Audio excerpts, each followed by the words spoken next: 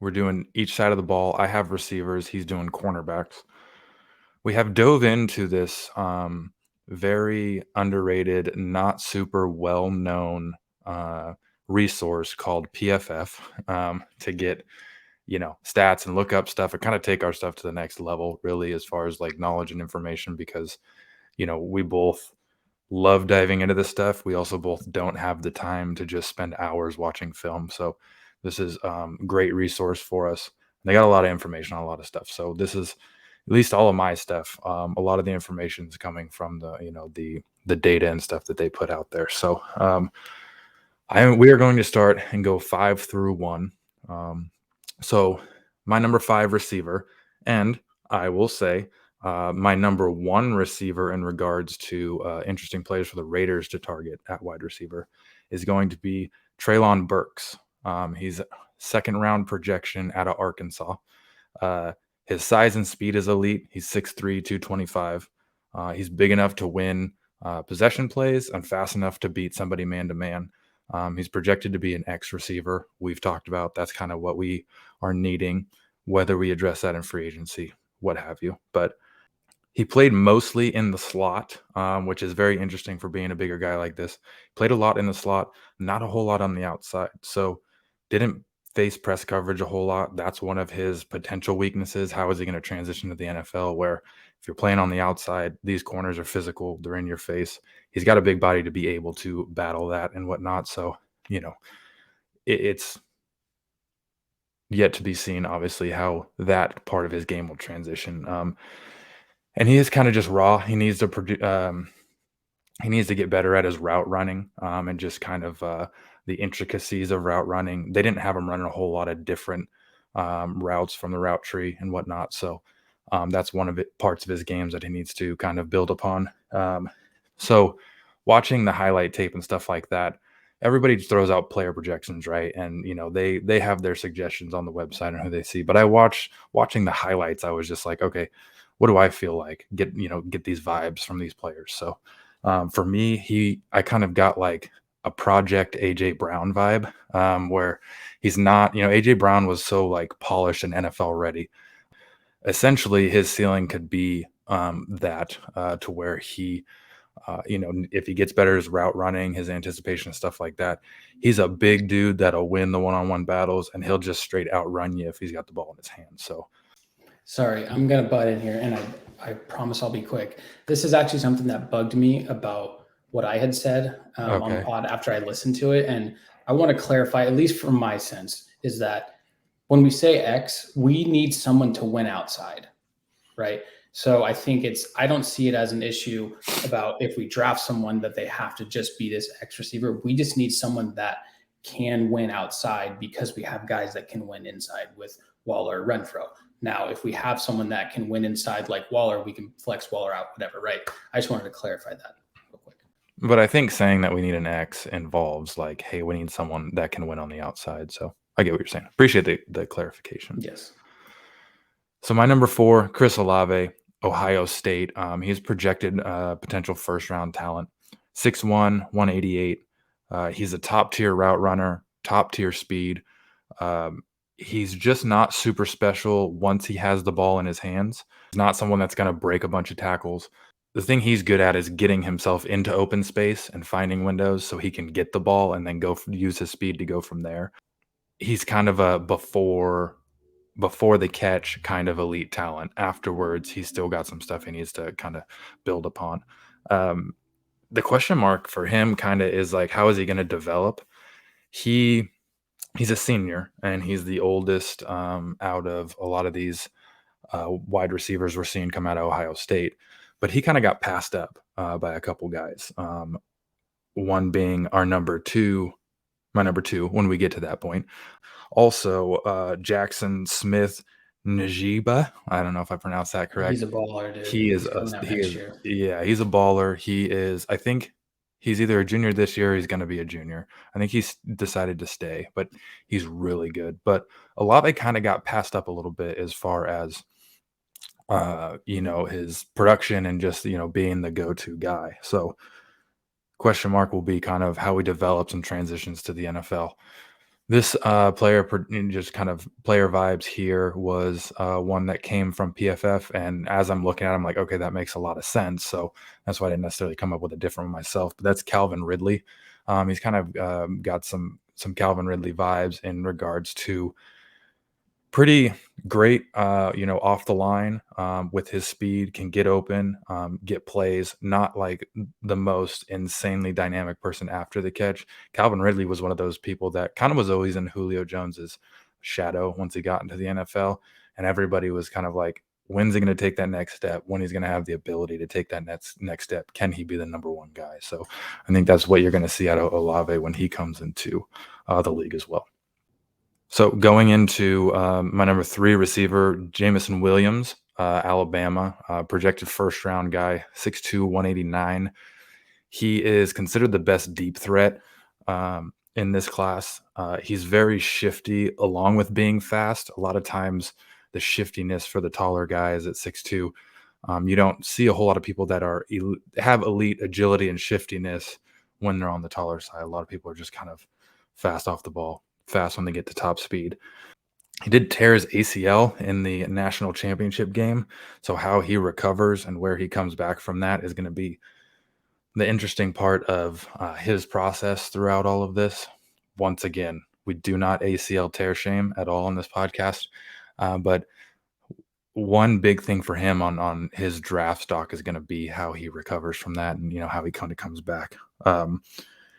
Watching his stuff, and I'm not going to say this is kind of a recency bias or a same college bias, but I think he's got kind of like unpolished Jerry Jeudy vibes. Once again, another Jerry Jeudy, another guy that comes into the, ready to be an NFL elite player. He was NFL ready. Williams kind of has shades of that, but he's kind of just like this raw talent that needs to kind of progress a little bit more, and he can be that guy. But his ability to get open, his ability to make plays happen when he's got the ball in his hands is, one of the, as I'm saying, top 3 in this draft. Going into number 2, as I mentioned, Garrett Wilson, Ohio State, projected first round, 6 foot, 192. He is one of the better all-around receivers in this draft, and he produced in the slot. He produced on the outside.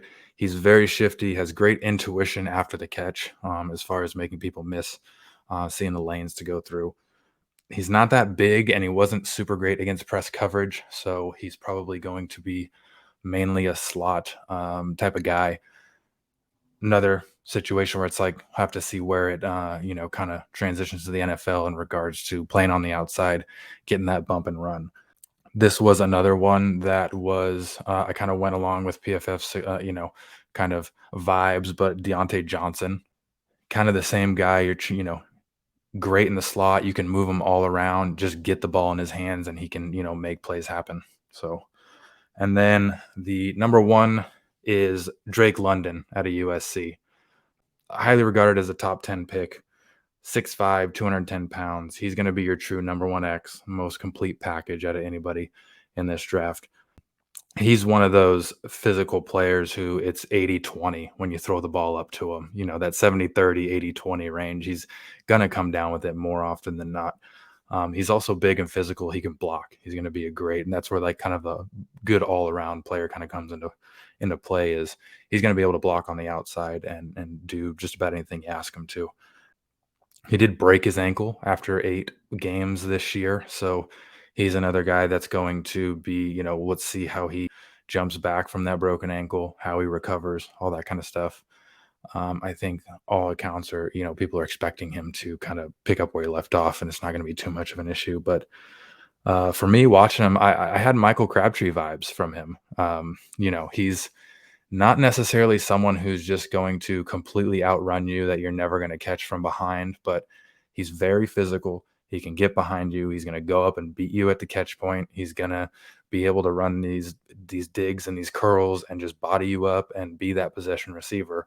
And it's just going to be an all-around threat on the field, someone you're going to have to account for, third downs. You're going to have to double team him, and he's just going to be, kind of that number 1 guy wherever he goes. So that is my list.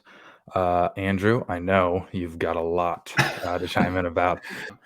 I really liked that the Crabtree comparison. I think that's someone who doesn't have this top end speed, right? But how it's basically you look at the player and you say, what can they do? How do they win? So they win based off of that those 50-50 balls turn into 80-20s, with those clean routes that, hey, I can't beat you with speed or quickness, but I'm a technician, So London is a fascinating prospect. I don't know what he's going to run in the 40, to be perfectly honest. And I think that's just the scare as far as what it does. But I think once again, it's what do they do well?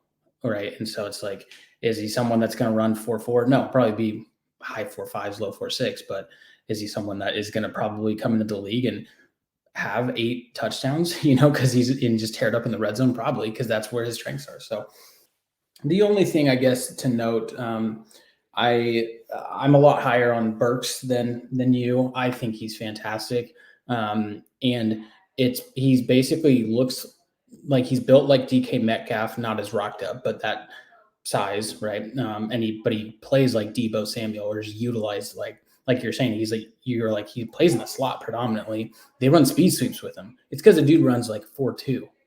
He's like he's probably going to run in the low 4.3s, and he's a burner, dude. And it's weird because he's so big, so it's just that sneaky fast, and more of a strider than anything. But yeah, I really like Burks, and I think as much as the projections are going to be what they are, on whatever site you look at, but I think those 5 guys go in the first round. Now, would they in every round? No, not necessarily. But I think you look at each class differently. You say, what are the strengths of this draft class? Instantly, you look at wide receivers, DNs, and corners. I think that it's a really good corner group. So I think because of that, then you're like, hey, not a lot of top end, QB1s out there. So, and that usually pushes everyone else down. And tackle class is good, not deep. So I think all 5 of these guys are going to go in the first round. And if we got Burks at 22, that's awesome. I think we'll go higher. I think we have a shot with Jameson Williams, just coming off of the ACL. But I think it's also the fear and injury concern of ACLs have dimmed down over the years, because people have recovered. The data show that they can recover and be at full speed. That used to be more important back in the day, not back in the day, but 5 years ago. And it's just not as much. So I think all those guys are within striking distance. I think what Olave brings compared to what Wilson brings, I really like the Deontay Johnson comparison. Really good inside the slot, smooth, quicker than fast, but he's a technician as well. And then Olave is more of that burner there. But I think the other thing too is it's about, ice cream flavors, right? What do you like, right? What do you need? So every team's going to look at this. They'll have a different list. I guarantee it. And so it's what the Raiders need compared to what the Packers need, compared to what the Chiefs need. Is just going to be different. So you look at your wide receiver room currently and say, hey, who do we have in there? We got Renfro, we got Edwards. Obviously Waller's a target, so we got him to build around. Who knows about Zay Jones or Deshaun, what have you. But it's like, what do we need? Well, we need kind of a burner. We need someone to win outside, and we also need a deep threat. I think Jameson Williams fits that bill. And also you can probably go back and forth on London and Wilson and Burks, but there is no deep threat like Jameson Williams. And that's going to give his value, or spark his value up more, because teams know that if we pass on him, is there someone else we can get in round 2 that's similar? Good luck, right? So it's fascinating. It's a deep class, and it's probably tough to carve out 5. But anyways, that's just my thoughts.